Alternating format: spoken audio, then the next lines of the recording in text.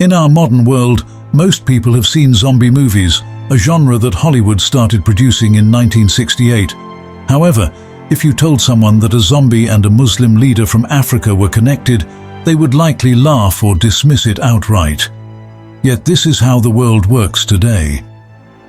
Returning to historical Brazilian records from 1538, we find that the majority of Africans brought to Brazil as slaves were of Islamic origin. Over 40 years, 14,000 oppressed Muslims were forcibly transported to Brazil.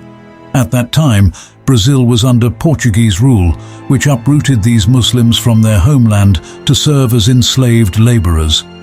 In 1579, under the weight of severe oppression, some Africans escaped into the jungles and forests to establish their own communities.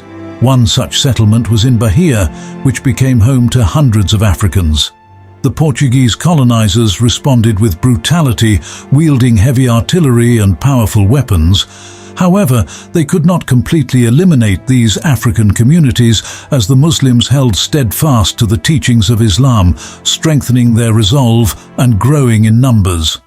By 1605, a liberation movement was declared, culminating in the unification of African Muslims in the region of Palmares in northern Brazil.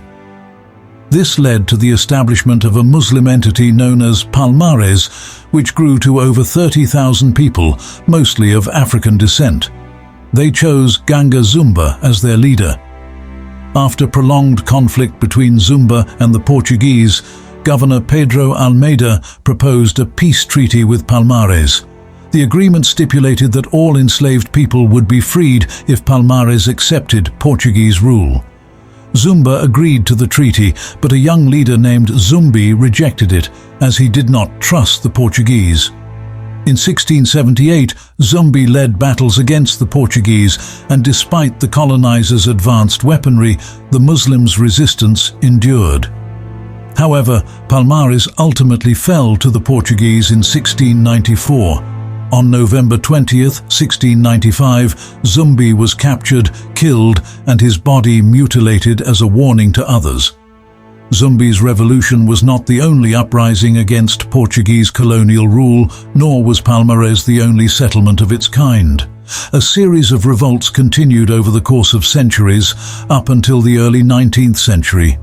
Today, zombies are widely recognized as undead beings brought back to life through black magic, often associated with African voodoo practices, a narrative popularized by Hollywood films since 1968. However, few people know that Zumbi was a Muslim leader who led a significant revolt on behalf of African slaves against Portuguese colonization.